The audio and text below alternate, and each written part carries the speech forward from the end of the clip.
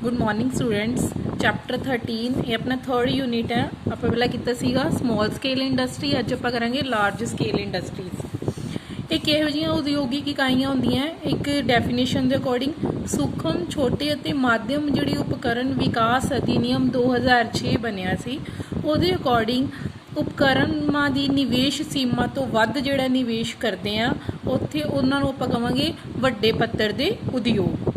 अजिहे plant जिन्हां दी machinery दे विच जिहड़ा निवेश है 10 करोड़ तो वध होवे, जिहड़ी साडी इन्वेस्टमेंट है वो 10 करोड़ तो वध होनी चाहिए है। ठीक है, इक्विपमेंट्स विच निवेश 5 करोड़ तो वध होना चाहिए। इन्हां नूं आपां की कहांगे वड्डे पੱਧਰ ਦੇ उद्योग। ਵੱਡੇ ਪੱਧਰ ਦੇ ਜਿਹੜੇ ਲਾਰਜ ਸਕੇਲ ਇੰਡਸਟਰੀਜ਼ ਹੈ, ਇਹ ਦੋ ਤਰ੍ਹਾਂ ਦੀਆਂ ਇੰਡਸਟਰੀਜ਼ ਇਹਨਾਂ ਚ ਆਉਂਦੀਆਂ, consumer good industry, producer good industry. Consumer good ਦੇ ਵਿੱਚ ਕੀ ਹੈ, ਕੱਪੜਾ, ਖੰਡ, ਜੂਟ, ਸਾਬਣ। ਠੀਕ ਹੈ, ਕੰਜ਼ਿਊਮਰ ਗੁੱਡਸ।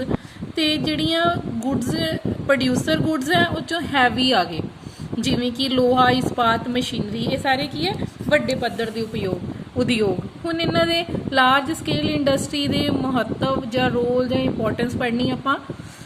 ਜੇ ਤੁਸੀਂ ਹੁਣ ਗ੍ਰੈਜੂਏਸ਼ਨ ਦੇ ਫਾਈਨਲ ਸਮੈਸਟਰ 'ਚ ਪਹੁੰਚ ਗਏ ਨਾ ਬੇਟਾ, ਤੁਹਾਡੀ ਇਕਨੋਮਿਕਸ ਦੀ ਨੌਲੇਜ ਇੰਨੀ ਕੁ ਵਾਈਡ ਹੋ ਚੁੱਕੀ ਹੋਣੀ ਹੈ ਕਿ ਹੁਣ ਤੁਹਾਨੂੰ ਹੈਡਿੰਗ ਦੇਖ ਕੇ ਸਮਝ ਆ ਜਾਣੀ ਚਾਹੀਦੀ ਹੈ ਕਿ ਕੀ ਹੈ ਉਹਦੇ ਵਿੱਚ। ਬੈਲੈਂਸ ਇਕੋਨਮੀ ਦੇਖ ਕੇ ਪਤਾ ਚੱਲ ਰਿਹਾ ਆਪਾਂ ਨੂੰ ਕੀ ਕਹਿ ਰਹੇ ਹੋ। ਉਹ ਕਹਿੰਦਾ ਹੈ ਕਿ ਪਹਿਲਾਂ ਇੱਥੇ ਸਿਰਫ ਐਗਰੀਕਲਚਰ ਹੁੰਦੀ ਸੀ, ਜੇ ਆਪਾਂ ਲਾਰਜ ਸਕੇਲ ਇੰਡਸਟਰੀ ਨੂੰ ਲਿਆਵਾਂਗੇ ਤਾਂ ਇਕੋਨਮੀ ਬੈਲੈਂਸਡ ਹੋ ਜਾਏਗੀ। ਐਗਰੀਕਲਚਰ ਦੇ ਨਾਲ ਨਾਲ ਇੰਡਸਟਰੀ ਸੈਕਟਰ ਵੱਲ ਵੀ ਧਿਆਨ ਦਿੱਤਾ ਜਾਏਗਾ। ਇਨਕਰੀਜ਼ ਇਨ ਵੈਲਥ ਨੈਚੁਰਲੀ ਹੈ, ਜਦੋਂ ਆਪਾਂ ਜ਼ਿਆਦਾ ਤੋਂ ਜ਼ਿਆਦਾ ਇੰਡਸਟਰੀਜ਼ ਲਗਾਵਾਂਗੇ ਲੋਕਾਂ ਦੀ ਇਨਕਮ ਵਧੇਗੀ। ਠੀਕ ਹੈ, ਇਨਕਮ ਤਾਂ ਵਧੇਗੀ, ਉਹਦੇ ਨਾਲ ਆਪਾਂ ਕੁਦਰਤੀ ਸਾਧਨ ਅਤੇ ਕੱਚੇ ਮਾਲ ਦੀ ਵੀ ਉਚਿਤ ਵਰਤੋਂ ਕਰਾਂਗੇ। ਠੀਕ ਹੈ, ਵੱਡੇ ਉਦਯੋਗ ਲਗਾਵਾਂਗੇ ਤਾਂ ਬੈਂਕਾਂ ਵਾਲਿਆਂ ਨੂੰ ਤਾਂ ਵੱਡੇ ਉਦਯੋਗਾਂ ਨਾਲ ਹੀ ਜ਼ਿਆਦਾ ਫਾਇਦਾ ਹੈ, ਕਿਉਂਕਿ ਉਹ ਲੋਨ ਲਊਗੇ, ਆਵਾਜਾਈ ਦੇ ਸਾਧਨ ਵਧੂਗੇ, ਕੱਚੇ ਮਾਲ ਨੂੰ ਉਦਯੋਗਾਂ ਤੱਕ ਲੈ ਕੇ ਜਾਣਾ, ਫਿਰ ਇੰਡਸਟਰੀ ਤੋਂ ਤਿਆਰ ਮਾਲ ਨੂੰ ਮਾਰਕੀਟ ਤੱਕ ਲੈ ਕੇ ਜਾਣਾ, ਉਹਦੇ ਨਾਲ ਕੀ ਹੈ, ਆਵਾਜਾਈ ਦਾ ਵਿਕਾਸ ਹੋਏਗਾ। ਮੋਰ ਕੈਪੀਟਲ ਫੋਰਮੇਸ਼ਨ ਨੈਚੁਰਲੀ ਹੈ ਕਿ ਜਦੋਂ ਇਹ ਸੈਕਟਰ ਵਧੂਗਾ, ਇੰਡਸਟਰੀ ਸੈਕਟਰ, ਲੋਕਾਂ ਦੀ ਇਨਕਮ ਵਧੂਗੀ, ਉਹ ਬਚਤ ਕਰਕੇ ਇਨਵੈਸਟਮੈਂਟ ਕਰਨਗੇ, ਜਿਹਦੇ ਨਾਲ ਪੂੰਜੀ ਨਿਰਮਾਣ ਹੋਏਗਾ। ਇਨਕਰੀਜ਼ ਇਨ ਇੰਪਲੋਇਮੈਂਟ, ਜ਼ਿਆਦਾ ਤੋਂ ਜ਼ਿਆਦਾ ਉਦਯੋਗ ਲੱਗੂਗੇ ਤਾਂ ਵੱਧ ਤੋਂ ਵੱਧ ਲੋਕਾਂ ਨੂੰ ਰੁਜ਼ਗਾਰ ਮਿਲੇਗਾ। ਇਨਕਰੀਜ਼ ਇਨ ਨੈਸ਼ਨਲ ਇਨਕਮ, ਜੇ ਲੋਕਾਂ ਦੀ ਇਨਕਮ ਵਧੂਗੀ ਤਾਂ ਨੈਚੁਰਲੀ ਨੈਸ਼ਨਲ ਇਨਕਮ ਵੀ ਇਨਕਰੀਜ਼ ਹੋਏਗੀ। Less pressure of population on agriculture ਦੇ ਉੱਤੇ ਲੋਕਾਂ ਦਾ ਪ੍ਰੈਸ਼ਰ ਘਟੇਗਾ। ਇਕਨੋਮਿਕ ਸਟੈਬਿਲਿਟੀ ਆਏਗੀ, ਹੈ ਨਾ। ਡਿਵੈਲਪਮੈਂਟ ਆਫ ਐਗਰੀਕਲਚਰ ਦੀ ਡਿਵੈਲਪਮੈਂਟ ਹੋਏਗੀ। ਨੈਸ਼ਨਲ ਡਿਫੈਂਸ, ਰਾਸ਼ਟਰੀ ਸੁਰੱਖਿਆ ਵੱਲ ਧਿਆਨ ਦਿੱਤਾ ਜਾਏਗਾ। ਲੋਹਾ, ਇਸਪਾਤ, ਇੱਦਾਂ ਦੀਆਂ ਚੀਜ਼ਾਂ ਆਪਾਂ ਬਣਾਵਾਂਗੇ। ਹਵਾਈ ਜਹਾਜ਼, ਸਮੁੰਦਰੀ ਜਹਾਜ਼, ਜਦੋਂ ਇਹ ਲੱਗ ਗਿਆ ਤਾਂ ਯੁੱਧ ਦੇ ਸਮੇਂ ਕਾਫੀ ਸਮਾਨ ਅਸੀਂ ਤਿਆਰ ਕਰ ਸਕਦੇ ਹਾਂ। ਸੈਲਫ ਡਿਪੈਂਡੈਂਸ, ਇੱਕ ਸਾਡੀ ਵਿਦੇਸ਼ਾਂ ਦੇ ਉੱਤੇ ਜਿਹੜੀ ਨਿਰਭਰਤਾ ਹੈ ਉਹ ਘਟ ਜਾਏਗੀ। ਐਕਸਪੋਰਟ, ਜ਼ਿਆਦਾ ਤੋਂ ਜ਼ਿਆਦਾ ਇੰਡਸਟਰੀ ਲੱਗੂਗੀ, ਪ੍ਰੋਡਕਸ਼ਨ ਜ਼ਿਆਦਾ ਹੋਊਗਾ, ਆਪਾਂ ਐਕਸਪੋਰਟ ਵੱਲ ਜ਼ਿਆਦਾ ਧਿਆਨ ਕਰਾਂਗੇ। ਇੰਪੋਰਟ ਸਬਸਟੀਟਿਊਸ਼ਨ, ਜਿਹੜੀਆਂ ਚੀਜ਼ਾਂ ਨੂੰ ਅਸੀਂ ਇੰਪੋਰਟ ਕਰਦੇ ਹਾਂ, ਜੇ ਦੇਸ਼ ਦੇ ਵਿੱਚ ਹੀ ਲਾਰਜ ਸਕੇਲ ਇੰਡਸਟਰੀ ਲੱਗ ਗਈ ਤਾਂ ਸਾਨੂੰ ਇੰਪੋਰਟ ਕਰਨ ਦੀ ਜ਼ਰੂਰਤ ਨਹੀਂ ਪਵੇਗੀ, ਆਪਾਂ ਉਹਦੇ ਸਬਸਟੀਟਿਊਟ ਇੰਡੀਆ ਦੇ ਵਿੱਚ ਹੀ ਪ੍ਰੋਡਿਊਸ ਕਰਨੇ ਸਟਾਰਟ ਕਰ ਦਾਂਗੇ।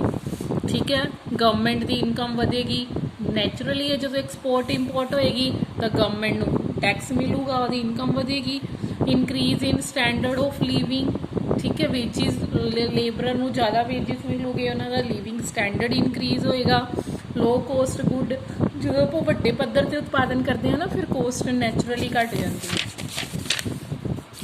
ਇਸ ਤੋਂ ਬਾਅਦ ਆਪਾਂ ਕਰਨਾ ਇਹਦੀਆਂ ਸਮੱਸਿਆਵਾਂ ਅਤੇ ਇਹਦੇ ਸੁਝਾਅ। ਲੋਹਾ ਅਤੇ ਇਸਪਾਤ ਉਦਯੋਗ ਦੀਆਂ ਸਮੱਸਿਆਵਾਂ ਕੀ ਹੈ? ਸਕੈਰਸਿਟੀ ਆਫ ਕੋਲ ਐਂਡ ਪਾਵਰ, ਇੱਕ ਤਾਂ ਕੋਇਲੇ ਅਤੇ ਬਿਜਲੀ ਦੀ ਬਹੁਤ ਕਮੀ ਹੈ। ਇਹ ਤੁਸੀਂ ਪੜ੍ਹ ਲਿਓ ਕੀ ਹੈਗਾ। ਸਿਰਫ 612 ਮਿਲੀਅਨ ਟਨ ਮਿਲਦਾ ਆਪਾਂ ਨੂੰ, ਜਿਸ 'ਚ 400 ਮਿਲੀਅਨ ਟਨ ਟ੍ਰੇਨਸ ਵਿੱਚ ਹੀ ਚਲਾ ਜਾਂਦਾ ਹੈ। ਠੀਕ ਹੈ, ਇਹ ਬਹੁਤ ਕਮੀ ਹੈ ਆਪਣੇ ਦੇਸ਼ ਵਿੱਚ। Obsolete machinery and backward technology, obsolete machinery ਉਹ ਹੁੰਦੀ ਹੈ ਜਿਹੜੀ ਹੁਣ ਅੱਜ ਕੱਲ੍ਹ ਨਹੀਂ ਚੱਲਦੀ, ਪੁਰਾਣੇ ਜ਼ਮਾਨੇ ਵਾਲੀ ਮਸ਼ੀਨਰੀ। ਅਤੇ ਜਿਹੜੀ ਟੈਕਨੋਲੋਜੀ ਹੈ ਉਹ ਬਹੁਤ ਬੈਕਵਰਡ ਹੈ। ਬੈਕਵਰਡ ਟੈਕਨੋਲੋਜੀ ਦੇ ਕਰਕੇ ਇਹ ਜਿਹੜੇ ਇੰਡਸਟਰੀਜ਼ ਹੈ ਲਾਰਜ ਸਕੇਲ, ਇਹ ਐਫੀਸ਼ੈਂਟਲੀ ਵਰਕ ਨਹੀਂ ਕਰ ਪਾਉਂਦੇ, ਪ੍ਰੋਡਕਸ਼ਨ ਉਨੀ ਨਹੀਂ ਹੋ ਪਾਉਂਦੀ ਜਿੰਨੀ ਇਹਨਾਂ ਦੀ ਪ੍ਰੋਡਕਸ਼ਨ ਕਪੈਸਿਟੀ ਹੁੰਦੀ ਹੈ। ਡਿਪੈਂਡੈਂਸ ਔਨ ਫੋਰਨ ਇਨਵੈਸਟਮੈਂਟ ਦੇ ਉੱਤੇ ਸਾਡੀ ਡਿਪੈਂਡੈਂਸ ਵੱਧ ਜਾਂਦੀ ਹੈ। प्रॉब्लम्स ऑफ ट्रांसपोर्ट की बड़ी प्रॉब्लम है, आवाजाही के साधन घट है जो कि बहुत वड्डी समस्या है। लैक ऑफ एफिशेंट इंजीनियर ही नहीं है, कुशल इंजीनियर होणगे तां ही उद्योग अगे डिवेलप करेगा। हाई प्राइजिस, कीमत बहुत तेज है। इंडस्ट्रीयल डिस्प्यूट, उद्योगिक झगड़े बड़े है, मतलब वड्डे वड्डे उद्योगों के विच हड़तालां होंदियां, तालेबंदियां होंदियां जिहदे नाल प्रोडक्शन ते बहुत माड़ा असर हुंदा है। Lace utilisation of production capacity की जिन्नी क मतलब उसकी उत्पादन समर्थ है उन्होंने पूरी तरह नाल उपयोग नहीं किया जाता। डिसइक्विलिब्रियम है डिमांड ते सप्लाई का, एक्सैस स्टाफ उन्नी लोड़ नहीं है, वध बंदे रखे हुए आपां। थ्रैट फ्रॉम इंटरनेशनल कंपीटिशन का भी खतरा बनिया रहता। जो प्रॉब्लम्स होंदियां उही अगों सुजैशनस बन जांदियां। देखो आपां एक प्रॉब्लम पढ़ी सी ऑब्सोलीट टेक्नीक, है ना, टैक्नोलॉजी बैकवर्ड है, फिर इहदे च आपां सुझाव की देवांगे, इहदी इंप्रूवमेंट कर दो, इंप्रूवमेंट इन टेक्नीक, डाइवर्सीफिकेशन कर दो, है ना, जेड़े कुछ उद्योग कुछ की है आपां होर वधा दिन्ने आ, डाइवर्स कर दिन्ने आ।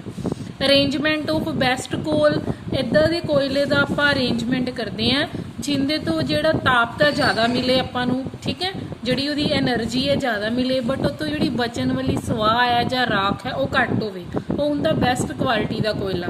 इदां दे कोयले का अरेंज करिए। यूज़ ऑफ फुल कैपेसिटी, ठीक है, उद्योगां दा देखो जो समस्यावां सी उही मेजर बन गए।